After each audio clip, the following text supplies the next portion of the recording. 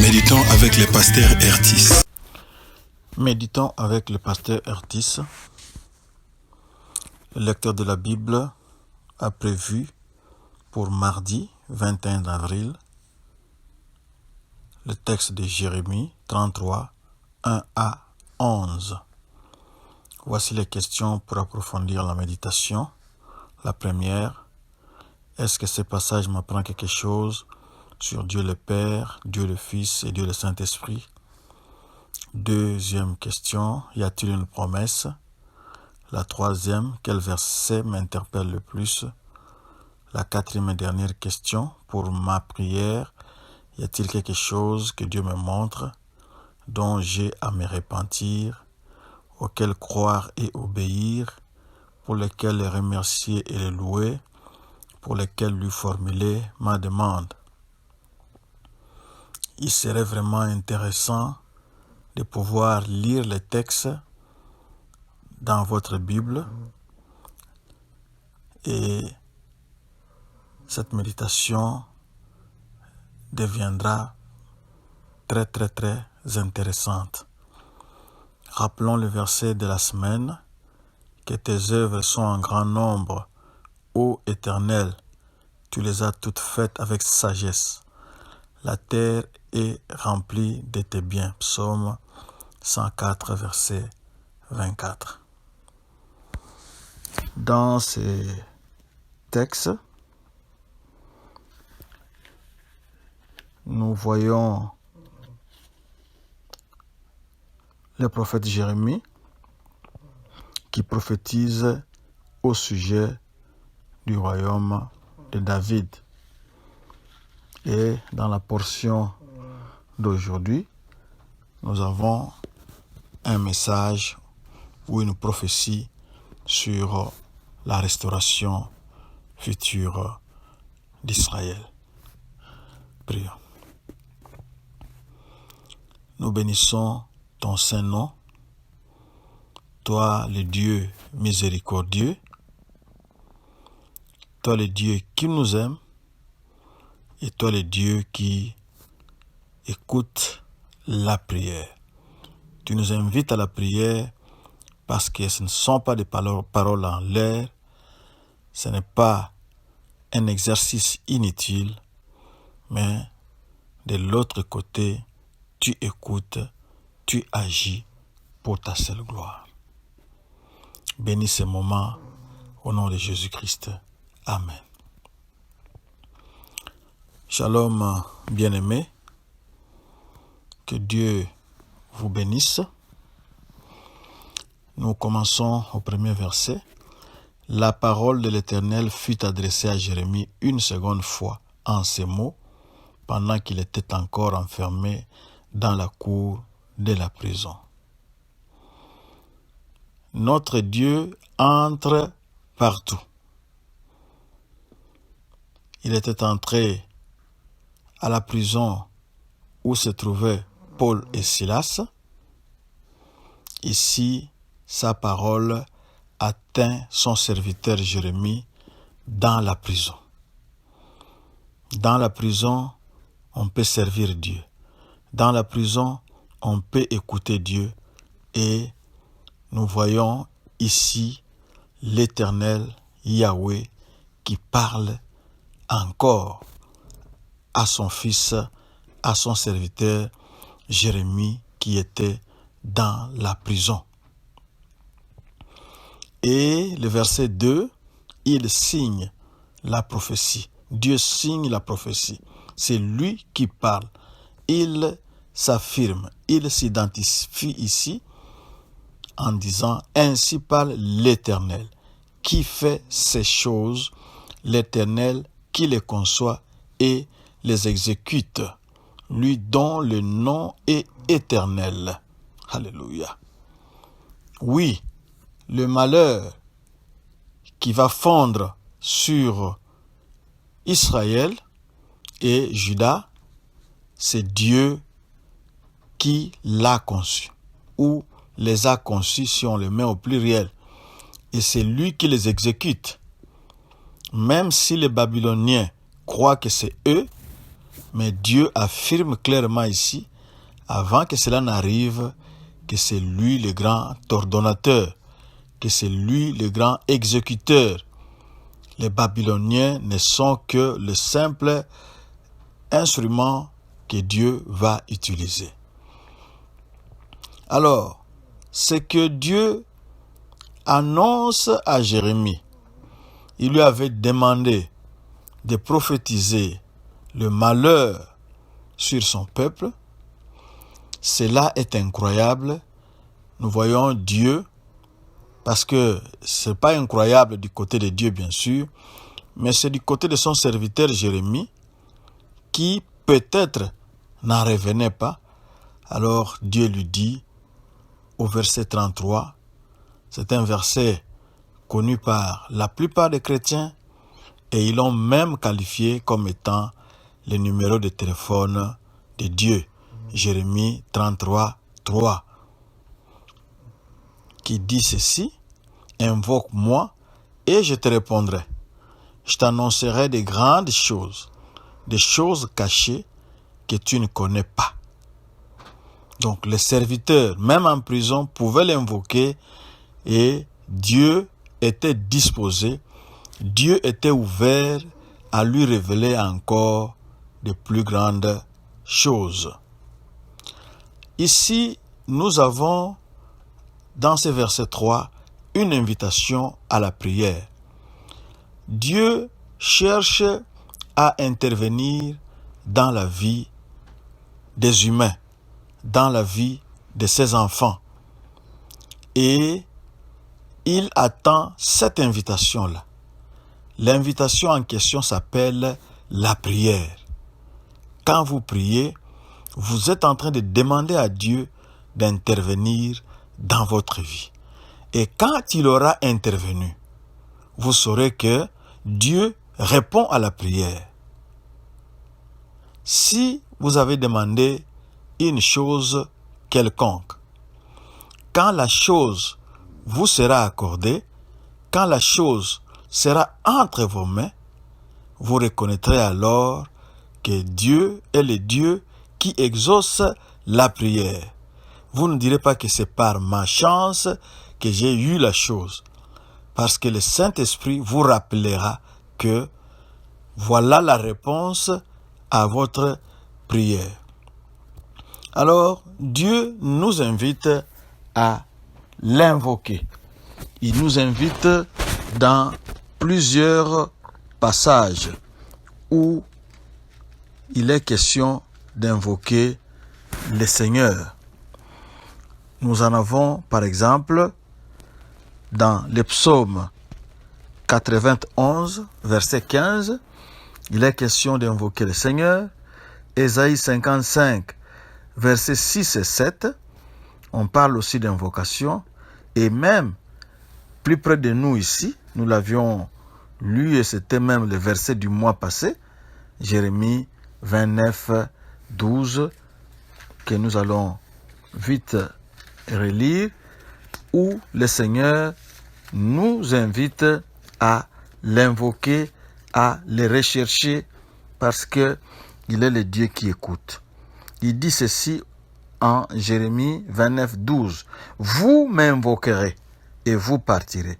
Vous me prierez et je vous exaucerai. Amen. Il est le Dieu qui exauce. Il est le Dieu qui répond d'une façon ou d'une autre à la prière.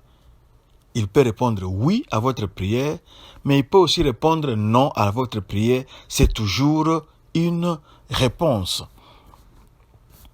Alors, Dieu venait d'annoncer le malheur sur son peuple. Maintenant, comme ce malheur-là doit nécessairement arriver, Dieu est en train de tempérer, de modérer, d'adoucir ce malheur-là avec un message d'espoir, un message de restauration. Nous trouvons cela à partir du verset 4 jusqu'au verset 11. Il dit ceci, on ne va pas tout lire, car ainsi parle l'Éternel, le Dieu d'Israël, sur les maisons de cette ville et sur les maisons des rois de Juda qui seront abattus par les terrasses et par l'épée, quand on s'avancera pour combattre les Chaldéens et qu'elles seront remplies de cadavres des hommes que je frapperai dans ma colère et dans ma fureur, et à cause de la méchanceté desquelles je casserai ma face à cette ville, voici, je lui donnerai la guérison et la santé, et je les guérirai, et je leur ouvrirai une source abondante de paix et de fidélité. Vous continuez là-bas, jusqu'en bas, vous verrez que Dieu est en train de promettre la restauration à son peuple. Oui, Dieu est juste, le peuple l'avait abandonné, le peuple avait péché, mais Dieu, un Père qui aime, envoie la punition. Ce sont les Chaldéens ou les Babyloniens. Dans d'autres Bibles, on trouve Chaldéens, dans d'autres, c'est traduit par Babyloniens. Alors, Dieu va restaurer. Il ne va pas simplement restaurer Juda. Nous voyons au verset, à partir du verset, je crois, 5, non, le verset 4, le Dieu d'Israël est sur les maisons de cette ville et sur les maisons des rois de Juda. Donc, son peuple, que ce soit dans les royaumes d'Israël ou dans les royaumes de Juda, il y aura la restauration. Dieu promet de restaurer son peuple, de reconstruire, de leur donner encore de l'espoir. C'est comme ça qu'il va leur donner la guérison et la santé au verset 6, et il va les guérir. Ici, il s'agit et de plaies extérieures et de blessures intérieures qu'aurait occasionné la captivité de Babylone. Et Dieu va leur ouvrir une source abondante de paix et de fidélité, car Dieu est toujours fidèle. Il ramènera les captifs de Juda et d'Israël, et il va les rétablir. Au verset 8, il affirme, il va les purifier. La purification ici entend quelque chose qui était impur, quelque chose qui était sale, que ce soit physiquement ou spirituellement, Dieu fera cela. Il fera la purification de toutes les iniquités qu'ils ont commises contre lui. Mais plus loin encore, Dieu affirme qu'il pardonnera. C'est ce qui a fait que quand les scribes entendaient Jésus pardonner le péché, or il n'y avait que Dieu seul qui pouvait pardonner le péché, c'est comme ça qu'ils étaient contre Jésus-Christ. Ils disaient que ce petit qui est venu juste hier ici, le fils de Marie ici, qui venait d'une obscure ville de Bethléem ou de Nazareth, il vient prendre la place de Dieu parce qu'ils avaient compris qu'il n'y avait que Dieu seul qui pouvait pardonner le péché, et les serviteurs de Dieu, nous les serviteurs de Dieu, nous ne pardonnons pas les péchés, mais nous déclarons au nom de Dieu le pardon des péchés. Nous déclarons simplement que Dieu vous a pardonné. La restauration sera très grande parce que la ville va réjouir encore le Seigneur. Elle sera pour lui, ou le pays sera pour lui, un sujet de joie, de louange et de gloire parmi toutes les nations de la terre, qui apprendront tout le bien que je leur ferai. Elles seront étonnées et émues de tout le bonheur et de toute la postérité que je leur accorderai. Oui, nous vivons en ce siècle, nous savons comment Dieu a restauré la nation israélienne depuis 1948. Il les a rassemblés et ils ont une économie très puissante, très forte. Et la restauration continue, les gens vont se marier, même si au moment de Jérémie, la ville va devenir, le pays va devenir désert, les animaux vont déserter la contrée, mais Dieu est le Dieu de restauration. Il a envoyé les jugements, il tempère avec la restauration. Tout ce que nous voyons ici, les gens vont encore se marier, les gens vont louer le Seigneur pour tous les biens qu'il leur fera. Cela est vrai parce que comme il a envoyé le malheur et que le peuple a vu le malheur annoncé par la bouche de Jérémie, le peuple aussi était amené ou devrait être amené à croire à ce que Jérémie leur disait qu'il y aura la restauration. Bénissons le Seigneur pour cela. Seigneur, nous te bénissons parce que tu es le tout miséricordieux. Tu es celui qui a pitié de nous. Parce que si il fallait simplement laisser ton peuple dans cet état-là, subir toute la rigueur de ton jugement, que deviendrons-nous? Merci pour ta miséricorde. Tu as une poignée de fer, mais dans un gant de velours. Tu sais adoucir, tu sais réconforter ton peuple. Merci de réconforter tes enfants qui souffrent en ce moment. Merci au Seigneur de les restaurer, de les guérir, de les rétablir, de les ramener, de les dédommager et surtout, merci d'être le Dieu qui répond à la prière.